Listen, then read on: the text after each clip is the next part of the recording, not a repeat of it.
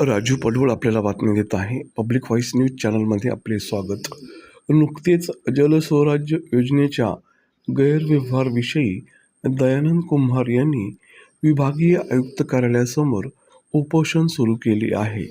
ऐकूया त्यांची प्रतिक्रिया.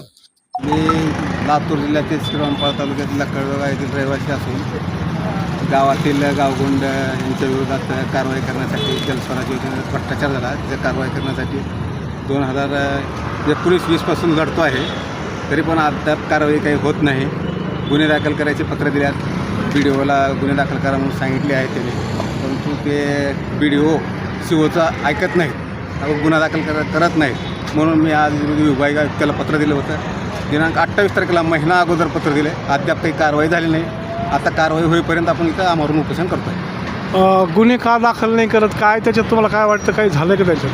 ते लाचलुचपत विभागानं त्याच्यावर कारवाई करण्यासाठी आदेश मागितले, मंजुरी मागितली आहे. मंजुरी न देता स्वतःच कारवाई करतात आणि त्यांनाही करू देत नाहीत. कारवाई आपण स्वतःही करत नाहीत, त्यांनाही करू देत नाहीत. त्यामुळं काय मी आता विभागीय आयुक्त कार्यालयामध्ये उपोषण करतो. अच्छा, तुमचे पाऊल, जर तुमचं मागणी मान्य पुढचं पाऊल का असेल? मी आत्मदान करणार आहे इथं. लास्ट पर्याय म्हणलं मला सण होण्याला गेलं, उपोषण जर सण होत नसलं तर मी विभागीय जिम्मेदार कोण असेल? विभागीय आयुक्त कार्यालय असेल, विभागीय अधिकारी असतील. त्याच्या आधी तुम्ही काही पूर्तता केलेली का कामाची? हो, दिले आपण पूर्ण. त्याची दखल काही घेतलेली? काही दखल घेतली नाही. फक्त गुन्हा दाखल करा एवढंच म्हणतात. ते गुन्हा दाखल करत नाही. आपल्याला ॲक्शन पाहिजे.